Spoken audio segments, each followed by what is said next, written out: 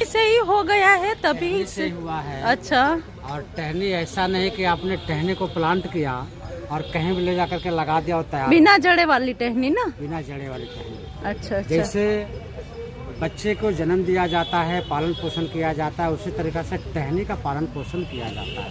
उसके बाद ये प्लांट उसके लगा? बाद में प्लांट तैयार होता है। अच्छा अच्छा। और ये जो टहनी निकली हुई है, हाँ। इस टहनियों को प्लांट करने का तरीका ये है कि जो पतली सी टहनी है, उस टहनी के पीछे साइड में रस्सी से जोर से बांध देते हैं। कलम बना के? कलम बना करके नहीं, कलम बनाने के नहीं, पहले से ही बांध दिया जाता है। अच्छा अच्छा। और जहाँ बांधा हुआ उसके आगे वाला हिस्सा में मिट्टी, राख और सूती कपड़े दे करके उसको बांध दिया जाता है मोटा सा। अच्छा। और उसमें रोज जल दिया जाता है, पानी दिया जाता है। उसके बाद कुछ दिन बीतने के बाद, महीने 2 महीने बीतने के बाद उसके अंदर में जड़ आती है। फिर काट के बोया जाता फिर है? तो जहाँ से वो टहनी रस्सी बांधी गई है, वहाँ से कलम किया जाता है। अच्छा अच्छा। और उसको जमीन पर लगाया जाता है। तो उसी तरीके से इसको लगाया गया करके लगाया गया है। और बुद्ध ने जो उपदेश दिए थे, बुद्ध के उपदेश का मुद्रा था धर्म चक्र परिवर्तन मुद्रा। और उनका हाथ का पोजीशन ऐसा था ये, और यहाँ पर लगा हुआ था इसे धर्म चक्र परिवर्तन मुद्रा। इस मुद्रा में उन्होंने उपदेश दिया। एक मुद्रा होता है अभय मुद्रा।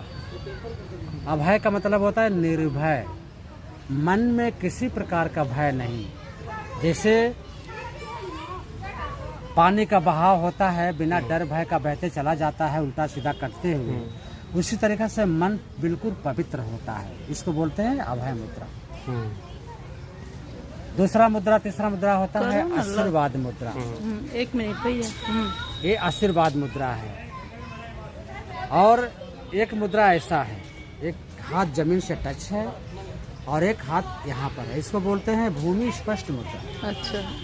महात्मा बुद्ध ने जब बैठ करके तपस्या कर रहे थे, काफी समय निकल गया था, मन को शांति नहीं मिलता था, जब तक दोनों हाथ पे हाथ था किसी प्रकार का बेनिफिट नहीं हुआ था।